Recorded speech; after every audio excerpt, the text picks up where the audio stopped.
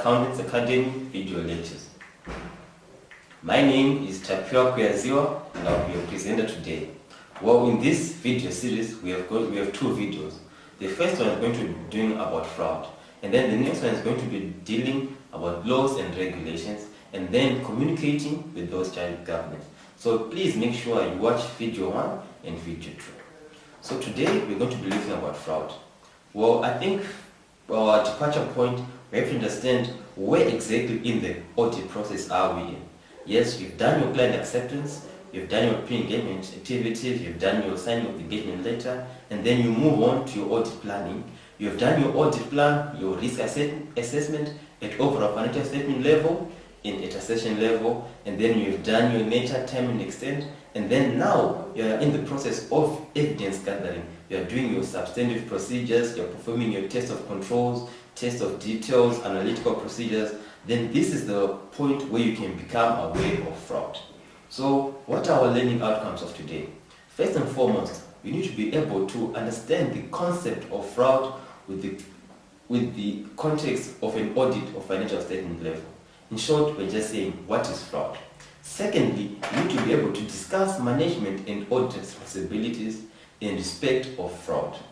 Then lastly, you need to describe actions to be taken by the auditor when they become aware or suspect any fraud.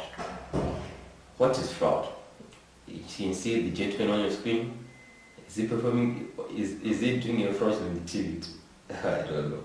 Well, fraud is an intentional action involving the use of deception to gain an illegal advantage. This results in misstatements in the financial statements, and then these misstatements will arise due to fraud or error. Then intentional misstatements can occur for two reasons. Number one, misappropriation of assets. Number two, fraudulent reporting. Let me expand on this. By misappropriation of assets, well, you're in the office and you want to call your aunt, but you have no airtime in your phone. Then you just use the company's phone and you call your aunt. Isn't that fraud? Or maybe you're handling petty cash and you're hungry and you just give yourself a food allowance and say it's the company expense. How about fraudulent reporting? Well, you're a listed company and you want your share price to increase. What could you do? You're going to increase your overstate your revenue. That is fraudulent reporting. So now we understand where our misstatements can come from. So what are the responsibilities of fraud? There's management over here, right? And also we have an auditor over here. Which of these two guys have responsibilities in relation to fraud? And are the responsibilities the same across? Well, there's a misconception in the public. The public, when they see you, when I say public, I mean anyone without any financial knowledge, or maybe anyone, just anyone you may meet in the street without that much financial knowledge. They see the auditor as someone who's there to detect fraud. They are happy when they see the auditor coming, especially if their bosses are misappropriating, misusing assets or abusing funds and all. They'll be happy that the auditor is here, they're going to catch these guys. But then the auditor is there to detect fraud. Let's find out. Management has the responsibility to prevent and detect fraud. What do we mean by this?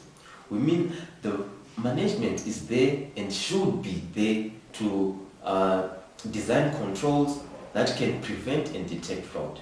There should be a lock on your safety box. There should be authorization of payments above this amount.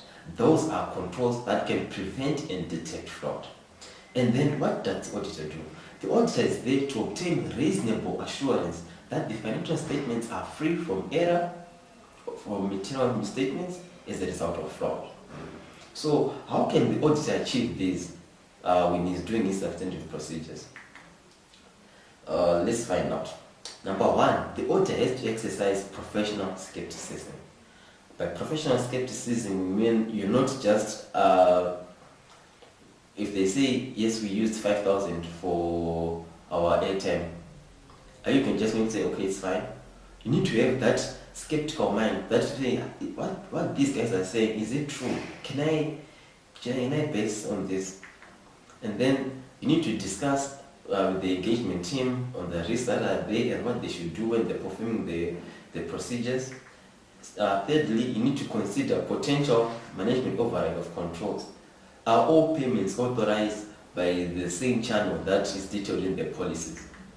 You also need to recognize that audit procedures that detect error and those that detect fraud are different.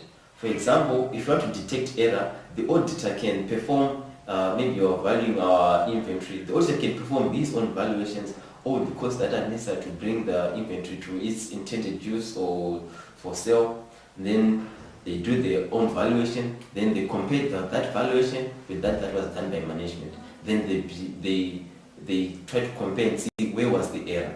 And then when they want to detect fraud, they have to do a forensic audit to detect the fraud. Maybe intensive test of detail, going through every receipt, asking every interested party that was in the transaction. All right. So what are the communication responsibilities when the auditor becomes aware of fraud?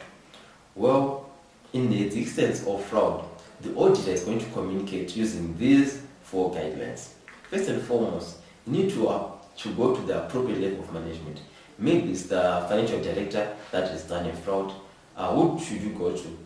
First, you can discuss with the financial director. Are you aware that this act that you did was an act of fraud?